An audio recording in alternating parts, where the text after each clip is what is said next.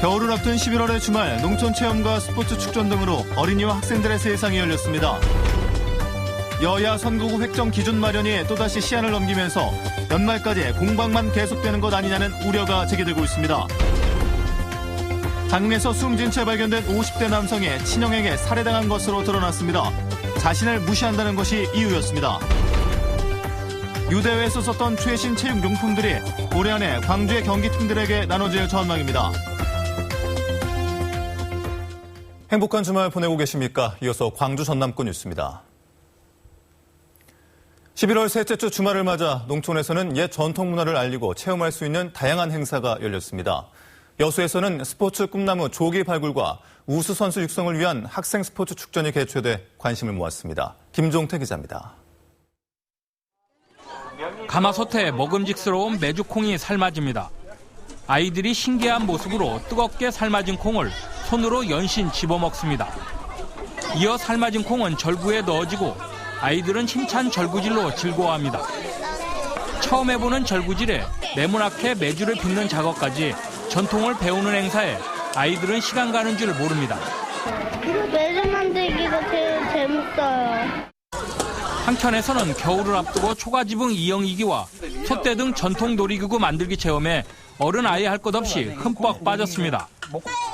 배가 고프면 떡매를 쳐 인절미도 만들어 먹고 직접 지게를 매보며 전통 문화의 의미를 되새깁니다. 흔히 도심 속에서 할 수 없는 체험을 여기서 할 수 있으니까 아이들도 좋아하고 너무 신기하네요. 익숙한 발놀림으로 공을 몰아보며 개인기로 수비수를 제칩니다. 전문 선수는 아니지만 학교에서 제법 축구를 잘한다는 친구들은 한자리에 모두 모였습니다. 체육관에서는 학교 명예를 건 중학생들의 배구 경기가 열리고 고등학생들은 길거리 농구로 실력을 뽐냅니다. 우수 선수 발굴과 학교 생활 체육 활성화를 위해 펼쳐진 학생 스포츠 대전에 지역 청소년들만 1,200여 명이 참여했습니다. 친구들과 우대감도 쌓고 학교 스포츠에 참여하게 되니까 또 스님들과의 사이도 좋아지고 그런 것 같습니다. 잔뜩 흐렸던 오늘 하루 광주와 전남은 내일도 비 소식 없는 날씨에 10도 안팎의 전형적인 늦가을 기온을 보이겠습니다. MBC 뉴스 김종태입니다. 광주 8개 국회의원 선거구 존치 여부가 관심이 되고 있는 가운데 여야의 선거구 획정 기준 마련이 또다시 시한을 넘겼습니다. 여야는 당초 어제까지 선거구 획정안을 마련해 선거구 획정위원회에 전달할 예정이었지만 안심번호 도입을 둘러싼 이견으로 오는 23일 다시 협상에 나서기로 했습니다. 이날 회의에서도 권역별 비례대표제 도입과 투표시간 연장 등 쟁점 사안에 대한 합의 도출이 쉽지 않을 전망이어서 선거구 협상이 올 연말까지도 뚜렷한 결론 없이 공방만 이어질 우려도 제기되고 있습니다. 세월호 선체를 수중 조사하고 있는 세월호 특별조사위원회 잠수팀이 조타실 진입에 성공했습니다. 세월호 특별조사위원회는 어제와 오늘 잠수사 2인 1조 2개 팀을 투입해 조타실까지 유도선을 설치했으며 조타실 내부에도 진입한 만큼 예정대로 내일 정조 시간에 조타실 내부를 촬영할 계획이라고 밝혔습니다. 특조위는 내일 마무리되는 이번 수중조사를 통해 조타기와 계기판 등 조타실 내부를 촬영해 감식할 예정입니다. 친동생을 흉기로 찔러 살해한 50대가 경찰에 붙잡혔습니다. 평소 자신을 무시했다는 게 이유였습니다. 김진성 기자입니다. 좁은 부엌 한켠에 핏자국이 남아 있습니다.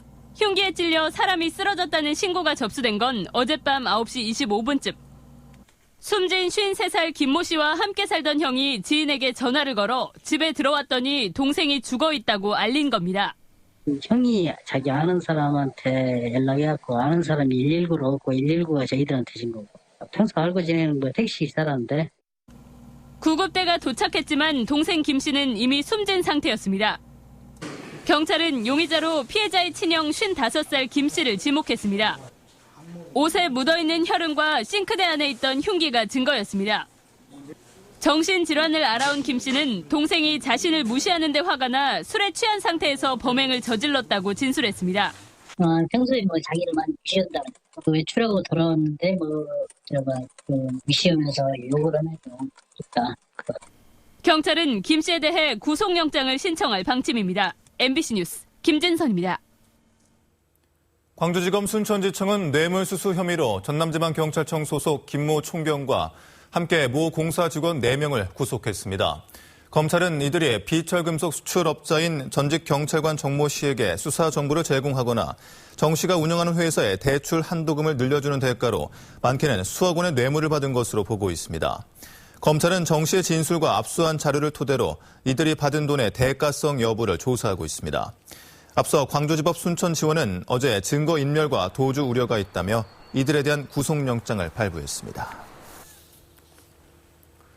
오늘 오전 8시 10분쯤 담양군 금성면의 한 양조장에서 불이 나 소방서 추산 3,300여만 원의 재산 피해를 내고 30분 만에 꺼졌습니다. 경찰과 소방당국은 양조장 천장에서 불길이 시작됐다는 목격자들의 말을 토대로 정확한 화재 원인을 조사하고 있습니다. 지난 유대회에서는 육상과 배구 등 다양한 종목의 국제 경기가 치러졌는데요.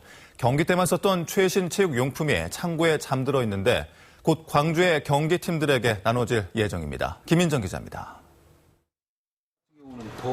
거듭되는 육상 선수들의 훈련에 너덜너덜해진 스타팅 블럭.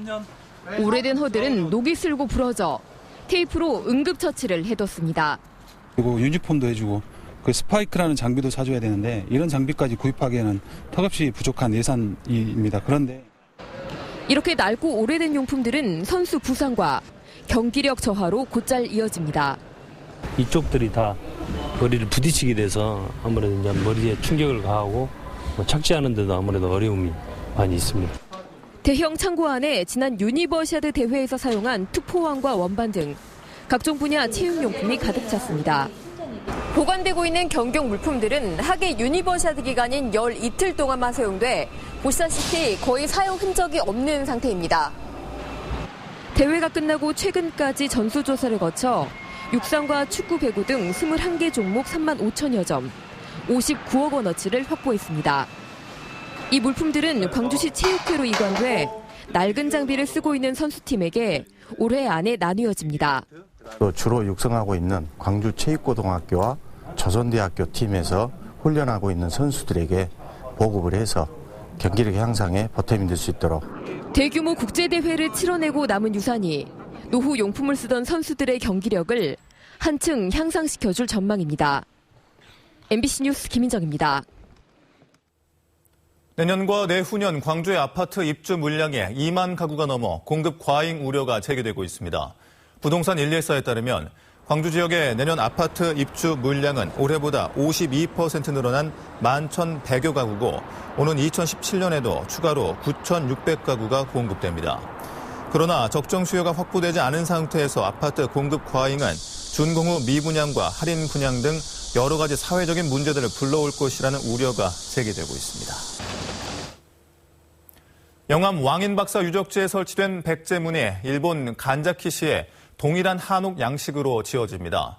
백제문 건립은 왕인공원 조성에 나서고 있는 일본 간자키시 시장이 제안한 것을 전동평 영암군수가 받아들여 이루어졌으며 2억 원의 사업비는 영암군에서 부담할 계획입니다. 일본 간자시키는 왕인 박사가 영암 상대포를 출발해 일본에 도착한 곳이란 설이 있으며 왕인 신사와 왕인 천만궁이 자리한 곳입니다. 여수시 의회가 정부가 추진하는 여수 국가산단 산악융합지구 설립 예정지의 위치 변경을 촉구하고 나섰습니다. 여수시 의회는 최근 전체 시의원 명의로 산업통상부에 보낸 건의문에서 산악융합지구로 선정된 3동지구가 인근 여수산단 업체로 인한 공해와 산업재해 등으로 인해 융합지구로 적합하지 않다고 지적했습니다. 시의회는 대신 산악융합지구를 산단과 멀지 않은 전남대 둔덕 캠퍼스나 비어있는 국동 캠퍼스에 조성해 지구 설치로 인한 예산 낭비를 줄이고 공동화된 지역 상권을 살리는 데 도움을 줘야 한다고 주장했습니다. 천주교 광주 대교구에서 운영하고 있는 목포 이주민 지원센터는 오늘 목포에서 이주 노동자와 다문화 가정을 대상으로 무료 진료를 실시했습니다. 오늘 진료는 국립중앙의료원 의사동호회와 한국국제의료재단에서 치과와 이비인후과, 산부인과 등 20여 명의 의료진이 참여했으며 중국어와 베트남어 등 통역 자원봉사자들의 소통을 도왔습니다.